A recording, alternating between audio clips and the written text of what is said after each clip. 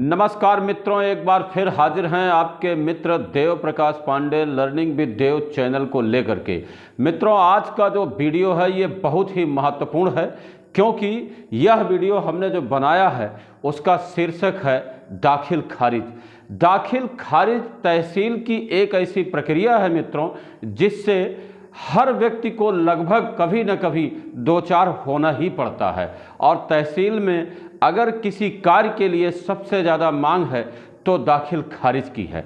दरअसल मित्रों, दाखिल खारिज ऐसी प्रक्रिया है जिसमें किसी व्यक्ति की ज़मीन जो उसके नाम खतौनी में दर्ज होती है वह किसी दूसरे व्यक्ति के नाम दर्ज की जाती है। लेकिन ऐसा क्यों होता है और ऐसा किस प्रकार से होता है, यह बात बताने के लिए आज हम वीडियो लेकर के आपके समक्ष उपस्थित हुए हैं। तो आपसे आग्रह है कि आप लर्निंग विद देव चैनल को सब्सक्राइब करें और वीडियो को पूरा अंत तक देखें। मित्रों, मैं दाखिल खारिज की बात कर रहा था और आपको दाखिल खारिज बता रहा था कि दाखिल खारिज है क्या, लेकिन दाखिल खारिज होता कैसे है, दाखिल खारिज का आधार क्या है, दाखिल खारिज के प्रकार कितने हैं, यह भी जानना जरूरी है। मित्रों, मैं आपको बताऊं कि एक नंबर पर बैनामे के आधार पर दाखिल खारिज किया जाता है, दो नंबर पर वसीयत के आधार पर दाखिल खारिज किया जाता है, तीसरे नंबर पर गोदनामे के आधार पर दाखिल खारिज किया जाता है, चौथे नंबर पर वरासत के आधार पर दाखिल खारिज किया जाता है और पांचवें नंबर पर दान या उपहार के आधार पर दाखिल खारिज किया जाता है। मैं आपको बताना चाहता हूं मित्रों कि बैनामे का आधार क्या होता है। दरअसल बैनामा एक ऐसी प्रक्रिया है जब कोई व्यक्ति किसी व्यक्ति से अथवा कोई व्यक्तियों का समूह किसी व्यक्ति समूह से जमीन को खरीदता है अथवा कोई अन्य अचल संपत्ति को खरीदता है, उसमें मकान भी हो सकता है, दुकान भी हो सकती है, तब उसका खारिज दाखिल कराना पड़ता है और इसे बैनामे के आधार पर खारिज दाखिल होना कहा जाता है। मित्रों, वसीयत के आधार पर खारिज दाखिल की बात की जाती है। ये वसीयत क्या है यह जानना भी जरूरी है। वसीयत एक इच्छा पत्र है, अंतिम इच्छा पत्र है। जब कोई व्यक्ति मरने से पहले अपनी अचल संपत्ति का उत्तराधिकारी नियुक्त करना चाहता है तो वह कुछ व्यक्तियों के नाम अथवा किसी एक व्यक्ति के नाम जो उसकी सेवा शुश्रूषा करता है उसके नाम अपना अंतिम इच्छा पत्र लिखता है और इसी को संवैधानिक भाषा में वसीयत कहा जाता है। मित्रों, दाखिल खारिज गोदनामे के आधार पर भी होता है। अब यह भी समझना आवश्यक है कि गोदनामा क्या होता है।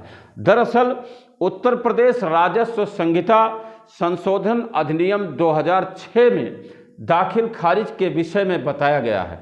मित्रों, ये जो गोदनामा है, ये गोदनामा जब कोई व्यक्ति पुत्रहीन होता है और उसे पुत्रवत कार्यों के लिए पुत्र की आवश्यकता महसूस होती है तो वह अपने परिवार के किसी अन्य व्यक्ति के पुत्र को अथवा परिवार के बाहर के किसी के पुत्र को अपना दत्तक पुत्र लेता है और उसके लिए एक गोदनामा लिखता है। लेकिन इस गोदनामा को लिखने के लिए दो शर्तें बहुत महत्वपूर्ण हैं जिन्हें जानना जरूरी है। वो शर्तें इस प्रकार से हैं कि पहली बात तो ये कि अगर किसी बच्चे का किसी बालक का गोदनामा लिया जा रहा है तो वह बालक अपने पिता की ज्येष्ठ संतान नहीं होना चाहिए। दूसरी शर्त यह है कि जब गोदनामा किसी बालक का लिया जाता है तो उस बालक का नाम भी उसी समय परिवर्तित हो जाता है और उसी समय से उसकी वल्दियत भी परिवर्तित हो जाती है, क्योंकि जो व्यक्ति गोदनामा लेता है उसकी वल्दियत के रूप में फिर उसका नाम लिखा जाता है। तो मित्रों, अगला जो आधार है दाखिल खारिज का वह वरासत का है। वरासत क्या होती है यह जानना भी जरूरी है। वरासत एक ऐसी प्रक्रिया है जिसमें जिसके नाम जमीन होती है वह व्यक्ति जब मृत्यु को प्राप्त हो जाता है तो उसके उत्तराधिकारी अपने नाम उसकी जमीन ट्रांसफ़र करने के लिए, स्थानांतरित करने के लिए, जमीन का अंतरण करने के लिए प्रार्थना पत्र देते हैं और फिर उनके नाम पर जमीन अंतरित की जाती है या स्थायी संपत्ति जो भी रहती है वह अंतरित की जाती है। तो ये वरासत हुआ। और अंतिम जो प्रकार है वो दान या उपहार है। मित्रों, कुछ लोग दान में ज़मीन पाते हैं, उपहार में ज़मीन पाते हैं, उस ज़मीन का भी दाखिल खारिज कराना पड़ता है, क्योंकि दाखिल खारिज के माध्यम से ही किसी दूसरे व्यक्ति के नाम से, किसी दूसरे व्यक्ति के नाम पर ज़मीन खतौनी में अंकित की जाती है। इसलिए किसी भी ज़मीन का जिसे आप खरीदते हैं, दान में पाते हैं, वरासत के आधार पर आप चाहते हैं कि वह आपके नाम हो जाए, वसीयत के आधार पर आप चाहते हैं कि आपके नाम हो जाए, बैनामे के आधार पर हो जाए, तो आपको दाखिल खारिज कराना आवश्यक होता है। मित्रों, मैं समझता हूं कि आज आपको जो जानकारी दी गई यह बहुत ही महत्वपूर्ण है और इसे आप पूरी तरह से आत्मसात करेंगे और वीडियो को अंत तक जरूर देखेंगे। आपको यह वीडियो कैसा लगा कमेंट बॉक्स में ज़रूर बताएं। बहुत बहुत धन्यवाद। सादर।